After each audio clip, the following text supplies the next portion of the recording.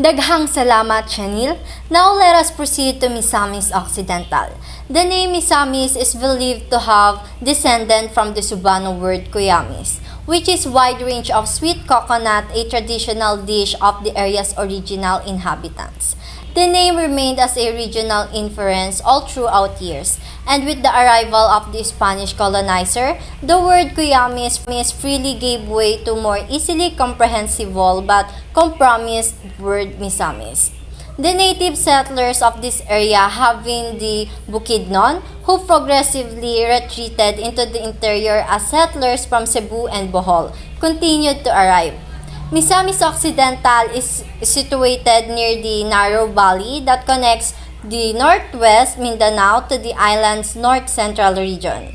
It is formed like a retractable fan, a loaf of American bread, or the fourth letter of the alphabet, and is constrained on the northeast by the Mindanao Sea, on the east by the Iligan Bay, on the southwest by the Panguil Bay, and on the west by the Zamboanga del Norte and Sur. 12 municipalities and 3 cities are located along the massive patch of rice land along the coastal regions. The terrain gently rises towards the hilly and rolling land westward to Mount Malindang and Mount Ampiro, which are home to 2 municipalities. The soil in the rugged interior is ideal for growing coconuts, which are the province's main crop.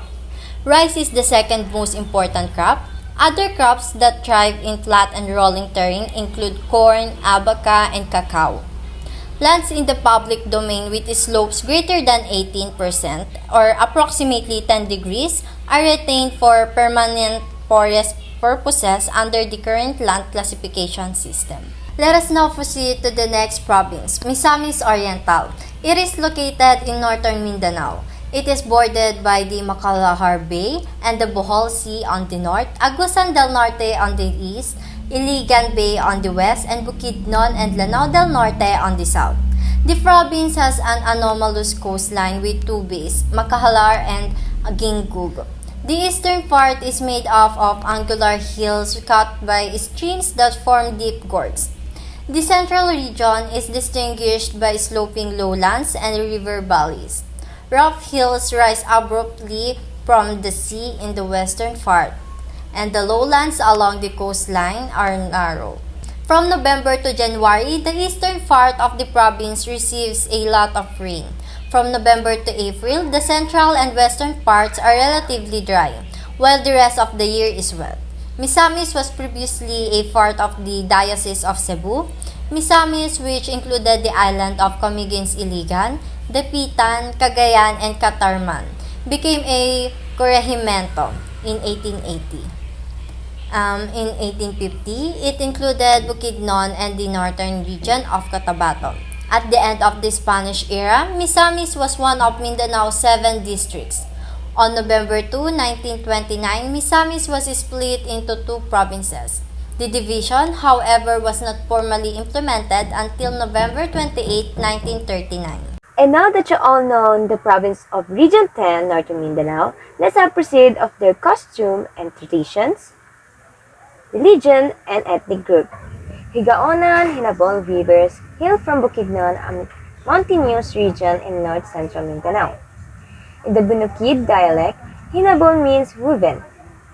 The woven happiness. It's seen in the pattern and broad colors of the hinabol, also known as a piece of cloth. A hinabol woven as an offering to the spirits. It is also given as a gift, as a dowry, and is used to bring about peace during tribal conflicts.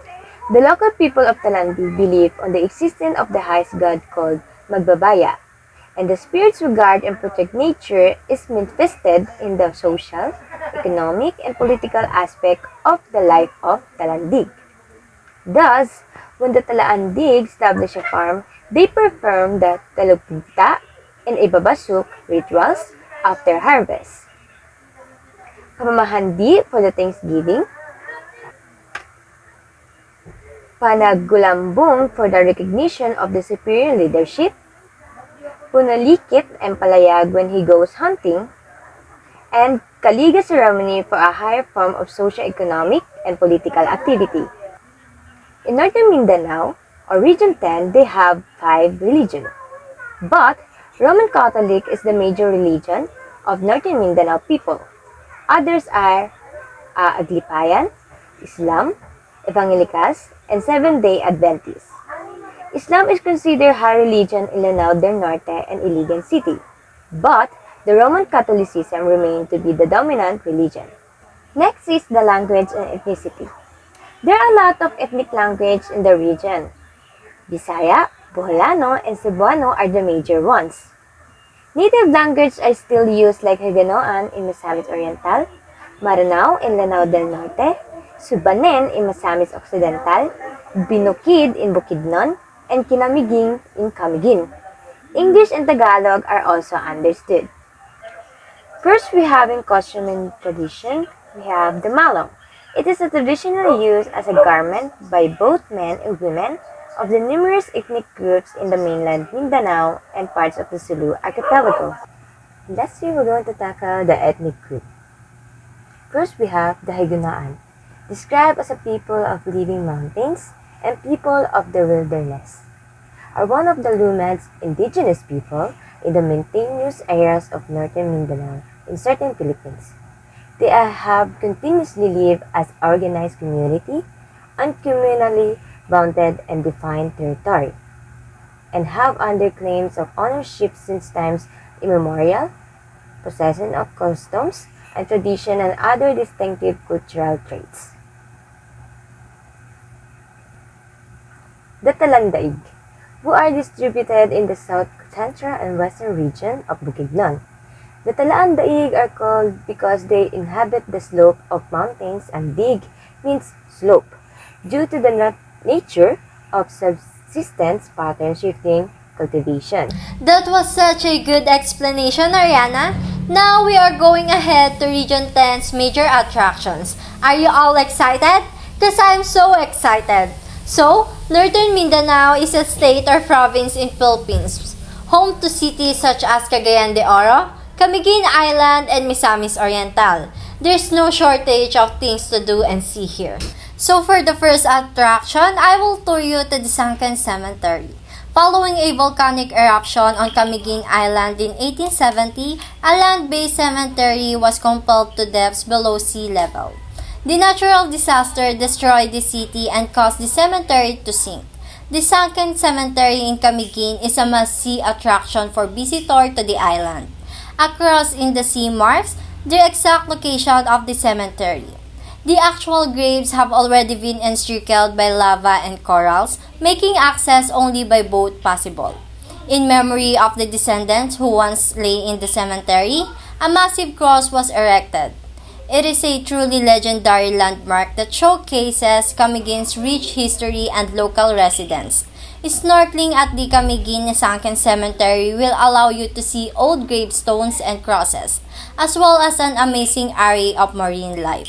The better option to get to Camiguin Sunken Cemetery is to rent a motorbike in Mambadjao and make your own path to this astounding Camiguin tourist attraction. There are also tricycles and shared vans available to get around Camiguin Island. A 10-minute tricycle ride from Mambadjao to Catarman costs approximately 100 pesos, whereas the shared van costs only 40 to 50 pesos. Aside from snorkeling and exploring, the Camiguin Sunken Cemetery is among the most iconic landmarks attractions on the island, so bring yourself a camera. The great time to visit is between mid and high tide. On a low tide, it can become quite shallow, making swimming across the top of the reef difficult.